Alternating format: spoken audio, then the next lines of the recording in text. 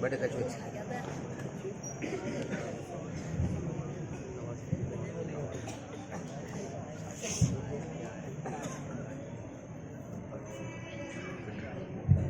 جو احباب ابھی بھی ادھر ادھر بیٹھے ہوئے ہیں، جو نوجوان سامنے بیٹھے ہوئے ہیں، آج رائٹ سائڈ میں بیٹھے ہوئے ہیں، ان سے ادباً گزارش ہے کہ وہ سامنے شامیانے میں بچھائے کے معقول انتظام میں بیٹھتے چلے جائیں، اور جو احباب ابھی بھی گیٹ کے پاس کھڑے ہوئے ہیں ان سے بھی ادباً گزارش ہے کہ وہ بیٹھ جائیں، حضرت کا بیان شروع ہونے جا رہا ہے۔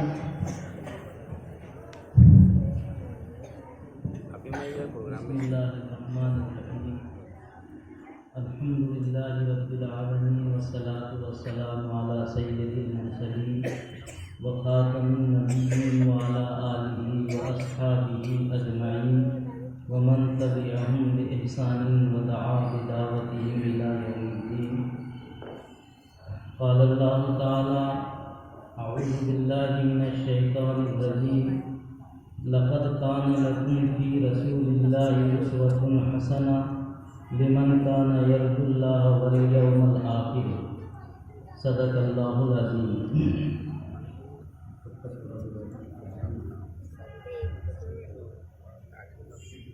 اسٹیج پر تشریف فرما معزز موقر علماء اکرام اور جمعیت العلماء کے خدام اور دور دراز سے آئے ہوئے مہمانان مکرم اور اہلیان منتخب، اللہ کا شکر ہے کہ ہم سب صاحب ایمان ہیں، اور صاحب ایمان ہونے میں ہمارا کسی قسم کا کوئی دخل نہیں ہے۔ اللہ تعالیٰ نے محض اپنے فضل سے، اپنے کرم سے ہم سب کو ایمان والا بنایا۔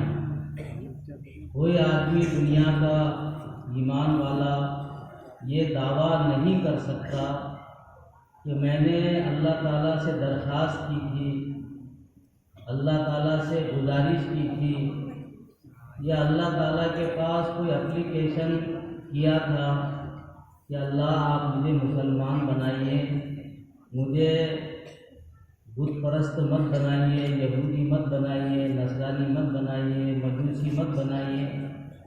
ایسا کسی نے میرے بھائیو اللہ سے کہا تھا؟ کوئی اپلیکیشن دی تھی اللہ تعالیٰ سے؟ نہیں، کسی نے بھی نہیں ایسا اپلیکیشن دیا۔ اللہ نے محض اپنے فضل سے یہ ایمان کی دولت ہم کو نصیب فرمائی۔ ایمان کی دولت میرے بھائیوں اتنی بڑی دولت ہے کہ اس دھرتی پر ایک آدمی بھی اللہ اللہ کہنے والا ہوگا، اللہ اس زمین کو، آسمانوں کو، چاند کو، سورج کو، ستاروں کو، ہواؤں کو، دریاؤں کو، پہاڑوں کو، سب کو باقی رکھے گی۔ اللہ تعالیٰ نے اتنی بڑی نعمت سے ہم کو نوازا ہے۔ اب اللہ تعالیٰ کا ہم سے مطالبہ یہ ہے کہ او میرے بندو، میں نے تم کو اتنی بڑی ایمان کی دولت دی ہے، تم اسلام میں پورے داخل ہو جاؤ۔ یا ایھا الذین آمنوا ادخلوا فی السلم کافہ، پورے داخل ہو جاؤ۔ ولا تتبعوا خطوات الشیطان، اور شیطان کی پیروی مت کرو، انہ لکم عدو مبین، شیطان تمہارا کھلا ہوا دشمن ہے، شیطان تمہارا کھلا ہوا دشمن ہے۔ میرے بھائیوں، ہمارا معاملہ یہ ہے کہ ہم کچھ معاملوں میں، کچھ عبادات میں تو اللہ تعالیٰ کی پوری مانتے ہیں، گویا ہم اس میں پورے مسلمان ہیں۔ کچھ معاملات ایسے ہیں کہ اللہ کی آدھی مانتے ہیں، آدھی نہیں مانتے ہیں۔ کچھ معاملے ایسے ہیں کہ اس میں 5% اللہ تعالیٰ کی مانتے ہیں اور 95% اللہ کی نہیں مانتے ہیں۔ اور کچھ معاملے ایسے ہیں کہ اس کے بارے میں ہم نے یہ طے کر لیا کہ ہمارا پرائیویٹ کا معاملہ ہے، اس میں شریعت کا، اسلام کا کوئی دخل نہیں ہے۔ جس میں ہم اللہ اور اس کے رسول کی 100% مانتے ہیں، اس کی مثال میں آپ کو بتاؤں، نماز کے اندر ہم 100% پکے مسلمان ہیں۔ بدن پاک ہونا، کپڑے پاک ہونا، وضو کرنا، نیت کرنا، تکبیر تحریمہ کہنا، پھر نماز کے اندر جیسا پڑھنے کو فرمایا ویسا پڑھنا، نماز میں ہم 100% پکے مسلمان ہیں۔ روزے کے اندر بھی ہمارا ایسا ہی مسئلہ ہے کہ کتنا ہی کمزور ایمان والا یہ ہوتا آواز کم اے بچوں، اے بیٹا اس کا آواز تھوڑا کم کر دیں۔ روزے کے اندر بھی ہم اللہ تعالیٰ کی پوری مانتے ہیں۔ کتنے کمزور ایمان والا مسلمان ہو، گرمی کے روزے ہو، خوب اس کو پیاس لگ رہی ہو، گھر میں اکیلا ہو، ٹھنڈا پانی ہو، لیکن وہ پانی نہیں پیے گا، اللہ دیکھ رہے تھے۔ یا مغرب کے اذان کو 2 منٹ باقی رہ گئے تب بھی وہ پہلے نہیں کھائے گا، نہیں پیے گا، جب تک کہ اعلان نہیں ہوگا، اذان نہیں ہوگی تو نہیں کرے۔ تو روزے کے اندر بھی ہم 100% مسلمان ہیں۔ ایک اسلام کا رکن ہے حج۔ حج کے اندر بھی ہم اس کے جو ارکان ہیں اس کو ادا کرتے ہیں، لیکن اس میں بہت ساری چیزیں ہم نے اپنے طرف سے داخل کرنا شروع کر دی ہے۔ حج کو جانے سے پہلے بیگ کے اوپر حاجی لکھنا شروع کر دیے۔ بتائیے، ابھی میں وہ مولانا طلحہ صاحب کی کلپ سن رہا تھا، مولانا اشرف علی صاحب تھانوی رحمۃ اللہ علیہ ایک جگہ پر گئے تو ان کے بازو میں ایک صاحب بیٹھے ہوئے تھے، تو حضرت تھانوی رحمۃ اللہ علیہ نے پوچھا کہ آپ کا نام کیا ہے؟ تو کہ میرا نام حاجی عبداللہ ہے۔ وہ حاجی عبداللہ صاحب وہ مولانا اشرف علی صاحب تھانوی کو نہیں جانتے تھے، تو بولے آپ کا کیا نام ہے؟ تو بولے میرا نام نمازی اشرف علی ہے۔ وہ تعجب میں کرنے پڑے رہے، ایسا کیسا نام بتا رہے؟ بولے تم نمازی اشرف علی۔ بولے آپ نے ایک مرتبہ حج کیا تو آپ حاجی عبداللہ کہہ رہے ہیں، اور میں دن بھر میں 5 مرتبہ نماز پڑھتا ہوں، تو کیا مجھے حق نہیں ہے کہ نمازی اشرف علی بولوں؟ تو حج کے معاملے میں، عمرے کے معاملے میں ہم نے یہ چیزیں شروع کر دی ہے۔ بے دعوتوں پر دعوتیں ہو رہی ہے۔ جو عمرے کو حج کو جا رہا ہے اس کی دعوتوں کی لائن لگی ہوئی ہے، بالکل دے رومال اڑائے جا رہے ہیں، دے کپڑوں کے جوڑے دیے جا رہے ہیں، پھولوں کے ہار پہنائے جا رہے ہیں۔ ہمارے طرف تو ایک واقعہ ایسا ہوا کہ وہ جب حج کو جانے لگے تو ان کو ریل میں سوار ہونا تھا بمبئی تک کے، وہ دیہات سے آ رہے تھے، وہ اپنے بچوں سے، رشتے داروں سے بولے کہ بھائی میں بڑے کام کے لیے جا رہا ہوں، تو ذرا ڈھول تاشوں کے ساتھ میں مجھے وہاں تک لے کے جاؤ۔ دین کا علم نہ ہو میرے بھائیوں، آخرت کی فکر نہ ہو تو کچھ بھی آدمی کرتا ہے۔ تو بچوں نے ڈھول تاشوں کے ساتھ میں ان کو لائے وہاں پر۔ جب حج کر کے واپس آئے تو پھر بچوں کو فون کے ذریعے سے کہہ دیا کہ میں یہ گاڑی سے اترنے والا ہوں، تو اور ڈھول تاشوں کا انتظام کرو، اور ڈھول تاشوں کا انتظام کیا گیا۔ ادھر سے بھی ڈھول تاشوں کے ساتھ میں ادھر سے بھی ڈھول تاشوں۔ مریٹھی اخبار والے نے لکھا تھا جسا گیلا تسا سالہ، جسا گیلا۔ جب یہاں سے بسم اللہ اگر غلط ہو جائے گی، یہاں سے حاجی لکھنا شروع کر دے گا، یہاں سے پھولوں کے ہار پہنے گا، یہاں سے دعوتوں پر دعوتیں کھائے گا، تو پھر وہاں کیا عمرہ اور حج صحیح ہوگا؟ تو عمرے کے اندر جو ارکان ہیں وہاں تو ہم اللہ رسول کی مانتے ہیں، باقی اس میں یہ چیزیں داخل کرنا شروع۔ تو میرے بھائیوں میں گزارش کر رہا ہوں کہ جو لوگ حج کو جاتے ہیں، عمرے کو جاتے ہیں، کتنی بڑی قربانی دے کر جا رہے ہیں، کتنا بڑا پیسہ خرچہ کر کے جا رہے ہیں۔ جب صحیح طریقے سے اگر یہ نہیں ہوگا تو پھر زندگی میں تبدیلی نہیں آ سکتی۔ حج اور عمرہ ہوئی ہے کہ اس کے کر کے آنے کے بعد آدمی کی زندگی میں تبدیلی آ جائے۔ تو یہ جتنی خرافات اس میں ہم نے داخل کر دی ہے، اس کو ہم چھوڑے۔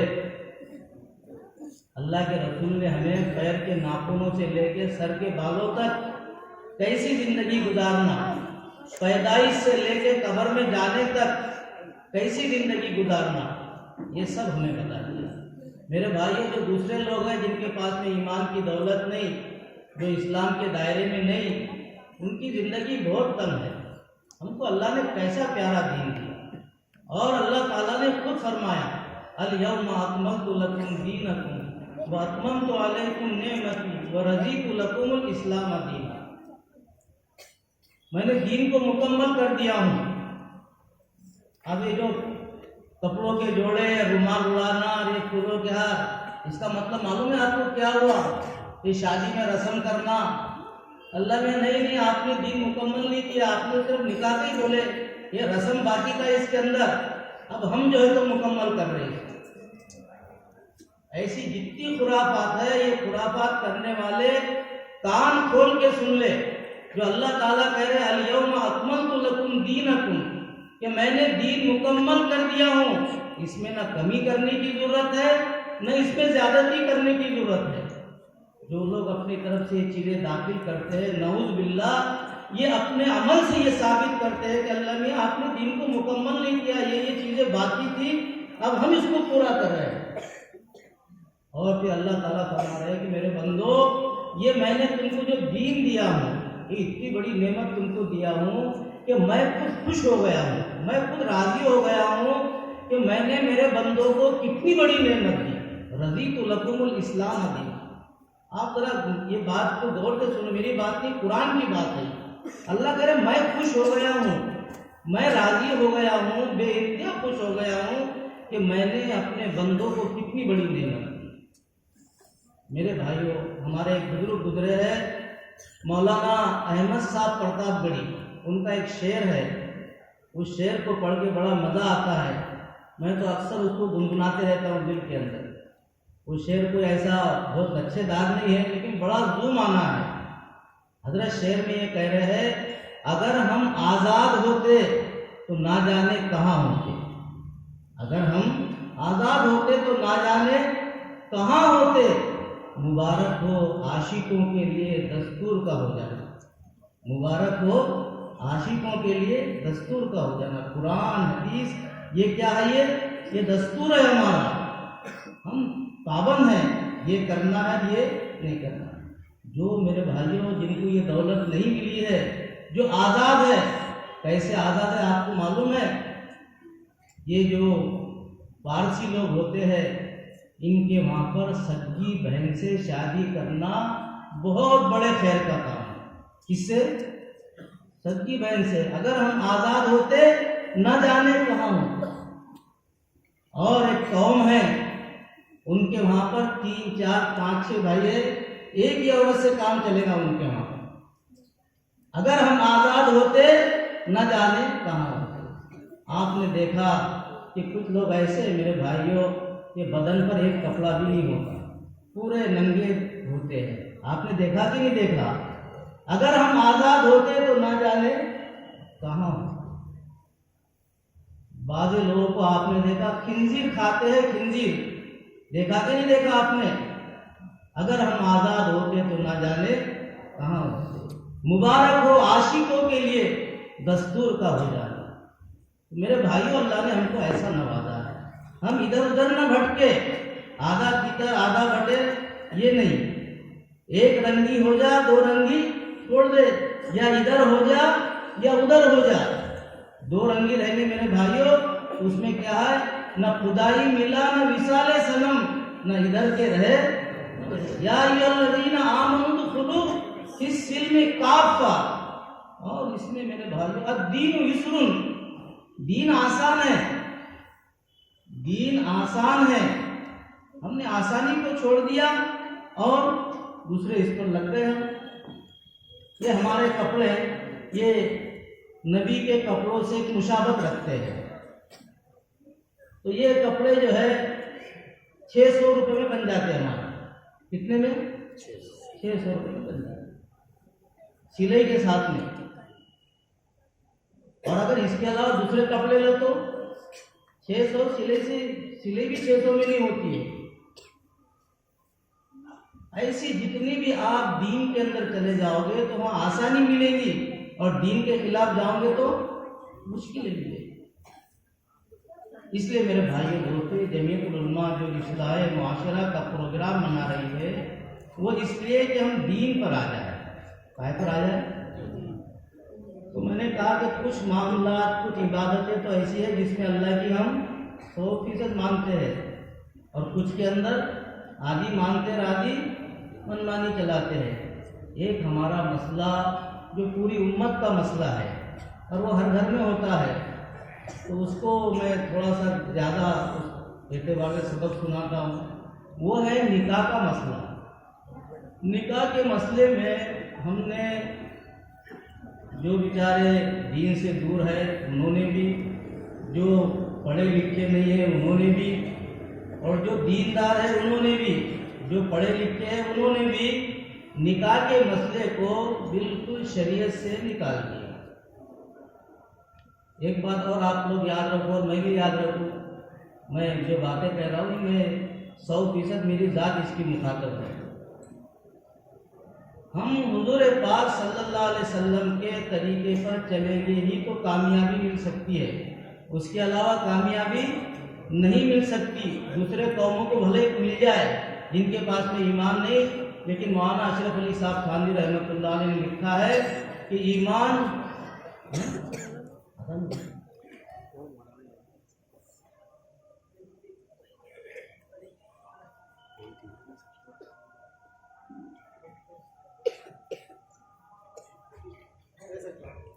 हेलो भाई, बैठे रहे।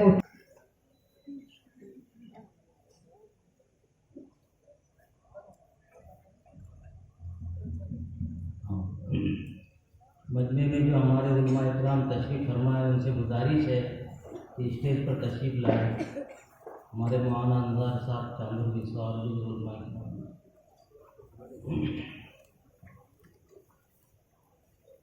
तो मैं क्या कह रहा था? हाँ, कहाँ से ख़त्म कहाँ करा था मैंने? तो इसमें हम सब ने ये तय कर लिया है कि ये निकाह हमारा प्राइवेट का मामला है, ये हमारे बिरादरी का मसला है, ये हमारे ख़ानदान का मसला है, ये हमारे गांव का मसला है। सब इल्ला माशा अल्लाह, कुछ अल्लाह के लाल ऐसे है कि करते हैं हुजूर के, लेकिन बहुत आटे में नमक के बराबर। एक जगह 52 निकाह हो रहे थे, इज्तिमाई निकाह।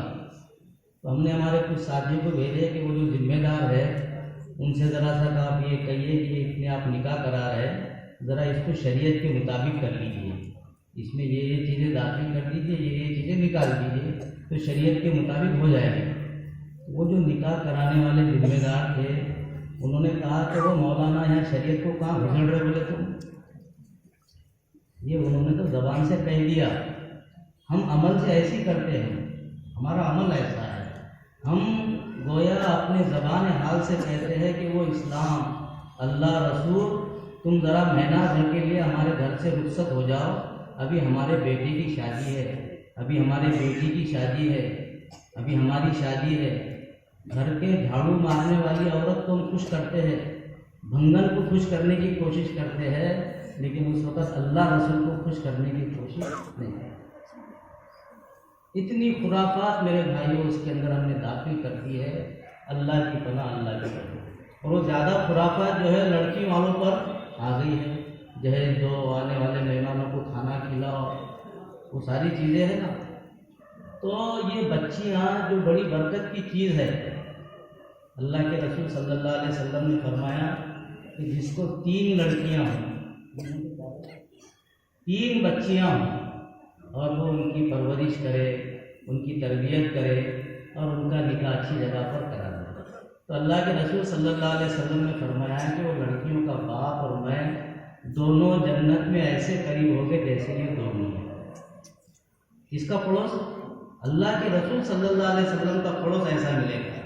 किसी ईमान वाले से कहा जाए तो तेरी सबसे बड़ी तमन्ना क्या है, तू बता, وہ مہینوں گنتی سوچے، سالوں گنتی سوچے، بڑے بڑے دینداروں سے مشورہ کرے، علماء سے مشورہ کرے، مفتیان سے مشورہ کرے، محدثین سے مشورہ کرے کہ مومن کی سب سے بڑی آرزو اور تمنا کیا ہو سکتی ہے، تو اس سے بڑی تمنا نہیں ہو سکتی مومن کی کہ اللہ کے رسول کا پڑوس جنت میں اسے مل جائے۔ وہ کائے پر ہے میرے بھائیوں؟ یہ بچوں کی پرورش کے اوپر۔ جب آپ نے یہ حدیث بیان فرمائی تو ایک صحابی کھڑے ہوئے کہ اللہ کے رسول کسی کو 3 بیٹیاں نہ ہو، 2 ہی ہو، کہ 2 کے ساتھ بھی وہی معاملہ کرے تو وہ بھی میرے ساتھ میں ایسے رہے۔ پھر ایک اور صحابی کھڑے رہتے اللہ کے رسول 2 نہ ہو، 1 ہو، کہ وہ بھی بچی کی پرورش کرے ویسی، تو وہ بھی میرے ساتھ میں ایسے ہی قریب ہوگا جیسے یہ 2 کیا۔ پھر ایک صحابی نے کہا کہ اللہ کے رسول بیٹیاں نہ ہوں، بہن کی پرورش کرے کہ اس پر بھی ہوئی کہ وہ میرا ایسا قریب ہوگا۔ اتنی رحمت اور برکت کی چیز ہے یہ لڑکیاں کہ اللہ کے رسول کا پڑوس جنت میں ملے گا۔ 15 بیٹوں کی بھی پرورش کرو گے تو اس پر یہ فضیلت نہیں ہے، لیکن کیا ہوتا ہے میرے بھائیوں، بیٹی پیدا ہوتی ہے نا گھر کے اندر تو ہمارے چہرے پر 12 بج جاتے ہیں۔ کیا بج جاتے ہیں؟ 12 بج جاتے ہیں۔ اور آپ کو میں بتاؤں اور کیا ہے کہ بیٹا پیدا ہوتا ہے تو پیڑے بانٹتے ہیں، اور بیٹی پیدا ہوتی ہے تو جلیبی بانٹتے ہیں۔ اور جنت میں پڑوس مل رہا ہے اللہ کے نبی کا جس کی پرورش پر، تو اس پر تو کیا بانٹنا چاہیے؟ الٹا کر دیا ہم نے، کیوں؟ اس کو بوجھ سمجھ رہے نا اپن۔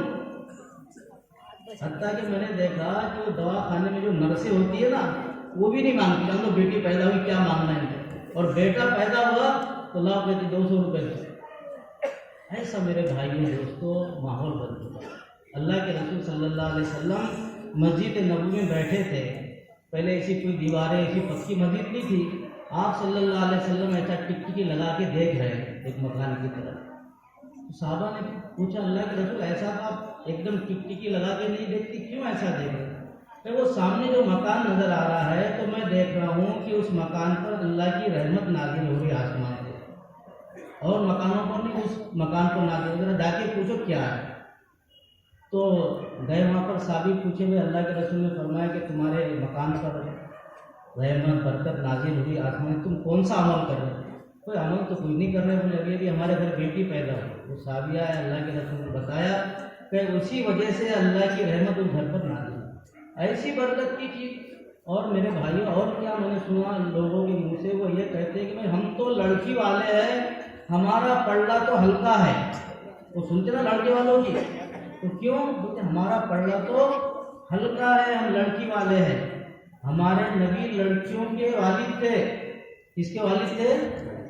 لڑکیوں کے والد تھے۔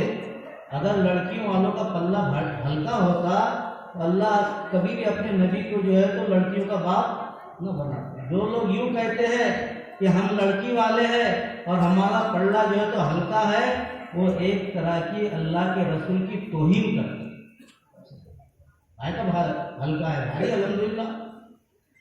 ایک چیز میرے بھائی اور کیا ہو گیا ہے، اس کے اندر جہیز کی بڑی ہمارے یہاں پر لعنت ہوتی جا رہی ہے۔ تو یہ جہیز سے مولانا آ کے بیٹھے، میں خامخواہ بیچ میں ہائل کر رہا ہوں، میں جلدی نمٹنا چاہ رہا ہوں اس کو۔ تو یہ جہیز جو ہے، یہ جہیز اسلامی چیز نہیں ہے، وہ بتانے کا موقع نہیں ہے۔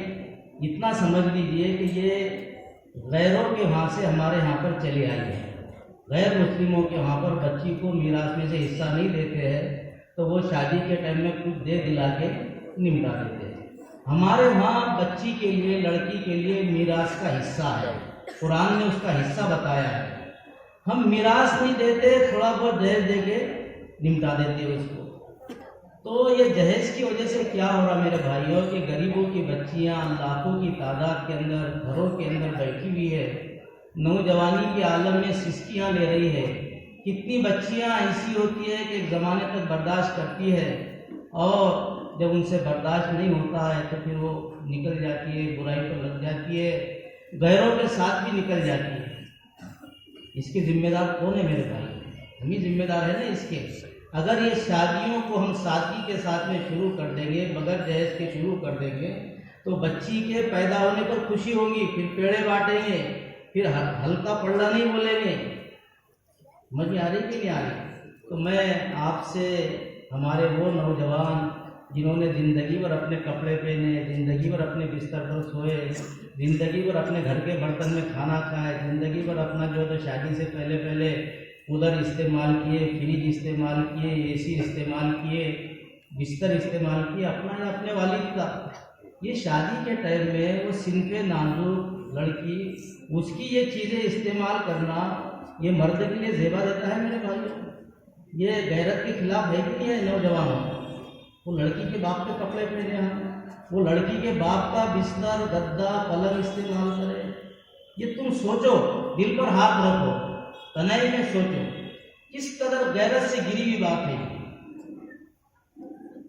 इसलिए मैं अपने उन नौजवानों से गुजारिश करता हूँ जिनकी शादियाँ नहीं हुई, वो जो है उठ के खड़े हो और अल्लाह को हाजिर नाजिर जानकर, और हमारे मुअज़्ज़ज़ मेहमान जो दारुल उलूम देवबंद से तशरीफ़ लाए हैं, इनके मौजूदगी में वादा करें कि इंशाअल्लाह हम दहेज के अंदर फुटा हुआ गिलास भी नहीं लेंगे।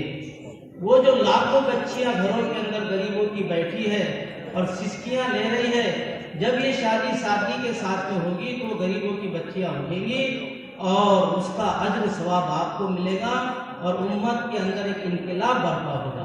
तो मैं मेरे नौजवान जो गयूर है, बाहया है, उनसे गुजारिश करता हूँ कि ज़रा वो उठ के खड़े होकर वादा करें कि हम जहेज नहीं लेंगे। माशाअल्लाह माशाअल्लाह, हमारे मलकापुर के नौजवान तो बहुत खड़े रहो,